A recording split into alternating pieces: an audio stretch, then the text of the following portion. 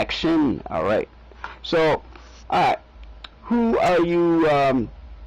Who are you feeling on the underground right now? Nothing like enough to um let's see some K-pop rock yesterday actually finished talking. Oh, you did. Yeah, Yeah, I forget which song I listened to. I was going to YouTube listening to songs. yeah, we were. Weren't we talking about him last night? We were. And I re-listened to No Can Do's album. Great album. Still bananas, huh? The stuff he's talking about in that album. You know my favorite two tracks off that album. Which album? Which track? I like Yeah Right and let me see. I like Yeah Right, 21, Static in My Head, and what's the other one? Flight Risk. I love Flight Risk. Flight Risk and that second track, I forget what it's called. I forget what it's called. But he has like some kind of psychology voice. Like it might be auto-tune and like distortion combined. Yeah. That's a good track. Oh, and that I forgot what it was called. It's actually a number or something, but where he's talking about self-medicating. Oh yeah, I know what you're talking about. Yeah. I'm like, okay, where did you come up with that? That's probably thing. That's the thing. That's why I honestly feel he's like a true rapper. Like he's a smart guy, so I don't know what goes on in his head.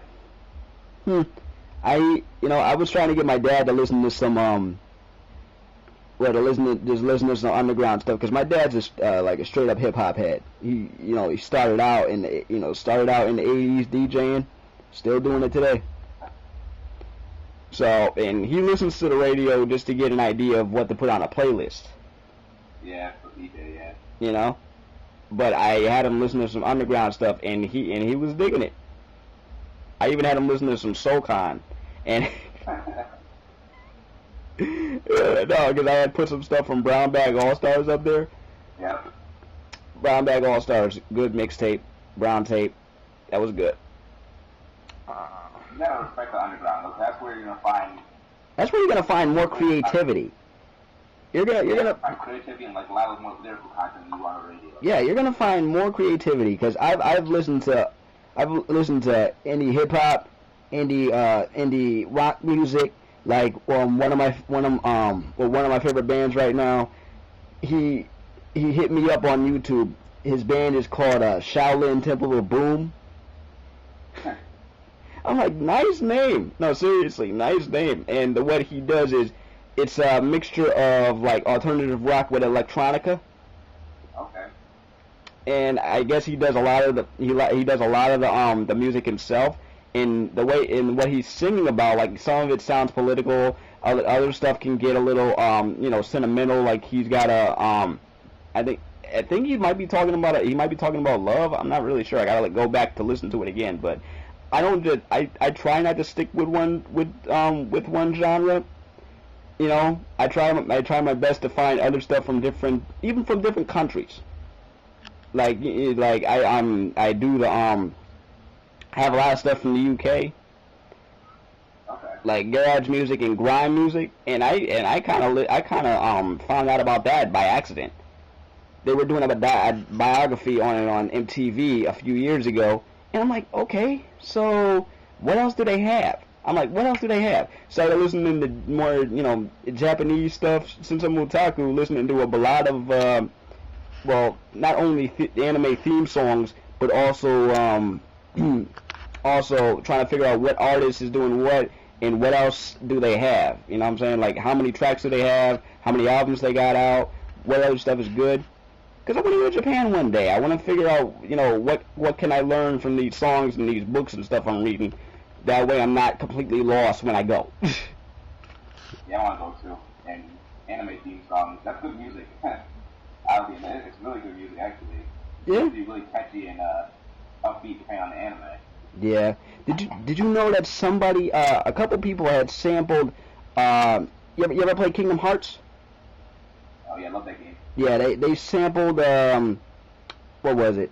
Sanctuary, the second theme song to Kingdom Hearts 2. Yep, intro, yep. And I forgot who did it. I think it was Little B. Not really sure, but he kind of, the track was good, but I didn't really get what he was trying to say. That's just in my opinion. And I've listened to it. I haven't ever heard it. I don't know who Lil B is. Who Lil B? I heard about him randomly through on rapbasement.com, and I didn't really listen. I didn't really listen to any of the stuff. I listened to some of the features he was on, but that's about it for right now. Okay. I mean, he seems like a pretty okay dude, but we're just gonna have to wait and see what else he can come with. Yeah, of course. Yeah, but if you want some like recommendations, like you know me, I'm also an Aesop Rock fan. I told you his lyrics to me are very cryptic in some cases, to the point where you really have to listen to get what he's saying. He doesn't just straight up say, like right off the bat. Not on every track anyway. Some of them are like, he's using these metaphors. I'm like, what did he say? That's how it should be though. Rap is the form of poetry, and poetry is a lot of metaphors, so yeah, that would be straightforward. This is what I'm talking about. I'm trying to shoot you, I'm trying to do this, do that. That's not what it should be. Yeah, music in general is poetry. That's why I give everybody a chance. I get all these mails from different all these emails from different bands and different groups and different solo artists, and I'm sitting there, I'm like, okay, so because I'm not everybody's a critic. Everybody's a critic. I bet you if I tried to put out a track right now, I'd get some people that liked it, some people that hate it, and some people were like, what in the are you doing? Some people, depending on who it is, that decides they like it or not. If you don't know you, it's like, I don't like this at all. But Lil Wayne tells the exact same thing. Oh, I love this. Mm-hmm. Crazy. Well, it's because you got fans, Fans, well, if you are a die-hard fan of that particular artist, or a particular band or particular group or whatever, you will stay a die-hard fan. Like, I got people that are fans of the Backstreet Boys to this day. To this day, fans of Backstreet Boys. You tell them that the Backstreet Boys are coming out with a new album, like they one of the first ones to get it. When New Kids on the Block came back, a couple of my friends were like, they got the album right away. But I'm not gonna lie, I actually liked some of the stuff they were going, because it wasn't the same pop act that they had back in the 80s and 90s. They got with some R&B producers, started doing some more R&B type music for this generation, and I'm like, and they started, they were a little bit more, soft, something for the old fans, something for the new fans to rock to. I'm like, okay, respect to that. I didn't expect to like it, but I admit it, I did like some pop growing up. I was a Spice Girl fan. I can admit that I was a Spice Girl fan back in '97. Shoot. They make catchy songs. I mean, you can't take that away from them. And they were cute. Yeah. They were popular. Like the NSYNC, the Spice Girls, like, they were big. The Spice Girls were freaking huge, and they were cute. Come on. That's why I liked them. My favorite one was Ginger Spice. My dad's favorite was Scary Spice. You gotta love Scary. Yeah, well, you gotta love her now. Have you seen her now? Have you? I mean, yeah, you loved her before. Have you seen her now?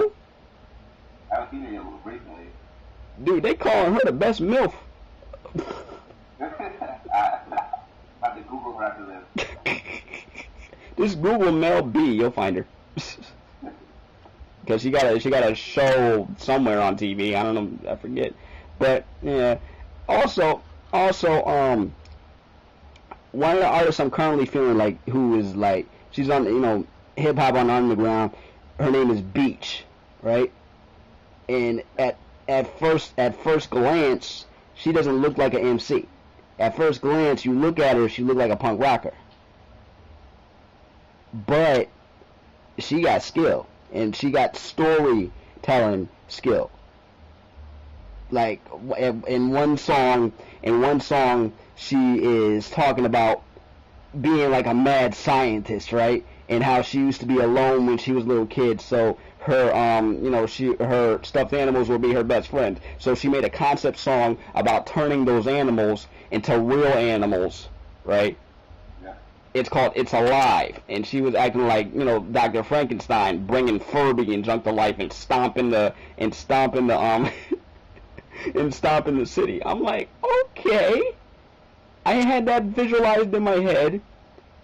She's also got this song called "Help Me," where she's describing herself being a kind of a psycho in the in a mental institution, right?